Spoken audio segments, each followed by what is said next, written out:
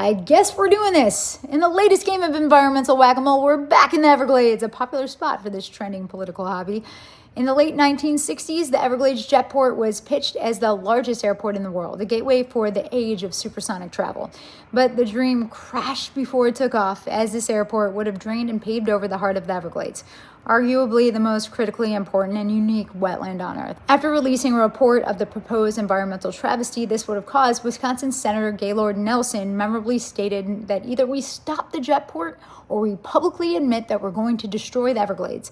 This backlash helped spark the modern environmental movement and inspired the first Earth Day in 1970.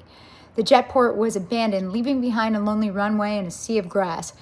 Now, over 50 years later, that runway, nicknamed Alligator Alcatraz, is going to be home to a massive detention facility.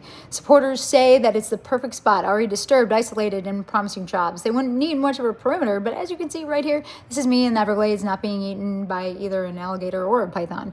There are major risks of this facility as I'm watching pictures of porta potties being brought in, like we don't already have a nutrient problem, people. Anyway, the site is critical for endangered species like the Florida panther, wood stork, snail kite, and we know that fragmentation is already a problem for the Florida black bear.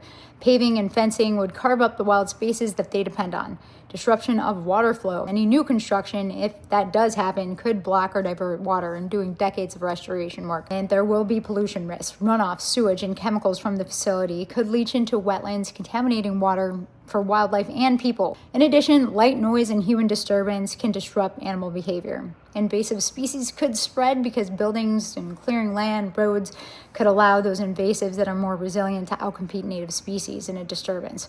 The site lies in a flood-prone area, raising concerns about disaster risk for both people and the environment.